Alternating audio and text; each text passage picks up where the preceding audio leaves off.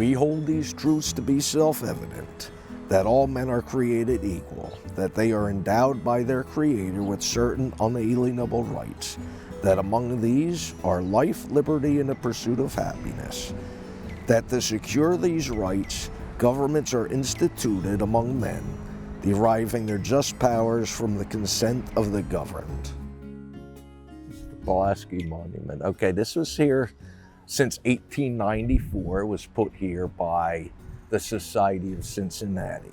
Okay, that was like our first veterans group, comparable to like the VFW and the Daughters of the American Revolution, Sons of the American Revolution, within 2 generations. So it's the grandkids of the people who fought in the Revolutionary War. The importance of the Pulaski Monument has several different layers.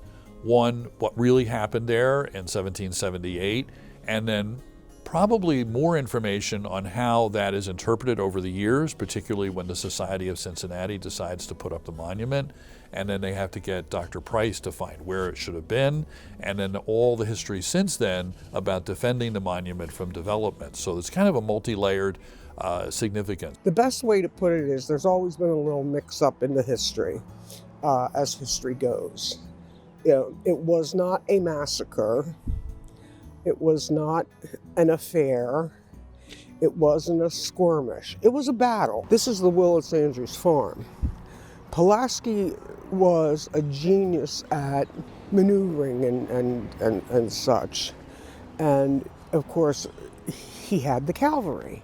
What you're standing on is a mini Valley Forge. There was the committee to save the Pulaski Monument and other things to try to continue the site here for the future. As far as we know, and all the documentation proves, even the work they did in 1894, where are we going to put this monument?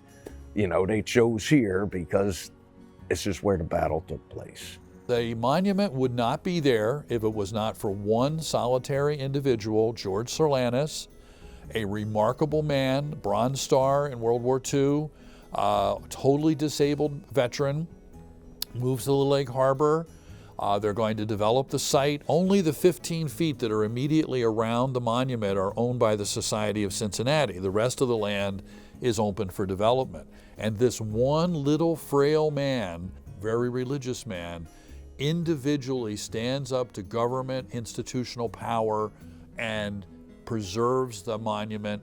At times there's people who's they want to move on, you know, and have personal interests, whereas old George didn't. He was a World War II veteran, twice wounded in Europe, saw Flanders Fields while he was there, and saw the way that the graves of the American soldiers were treated and respected, and how the soldiers were honored. And he thought that the same should be done, you know, for people in this country.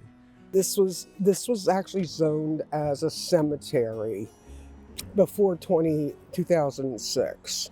One of the reasons why is because, as Michael said, his father literally would stand outside of the grocery store with a can to pay the taxes on this land. The battle that he put up, the personal risk that he took, the social risk to defend this monument is in itself, I think, almost as important as the original event of October 15, 1778.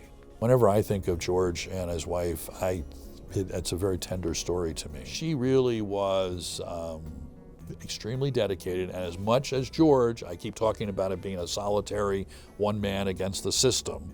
Mr. Smith goes to Washington or something, but it was the team. So the monument marks a point along the way. It actually marks several points. It marks the initial battle in 1778, and it marks the people remembering in 1894.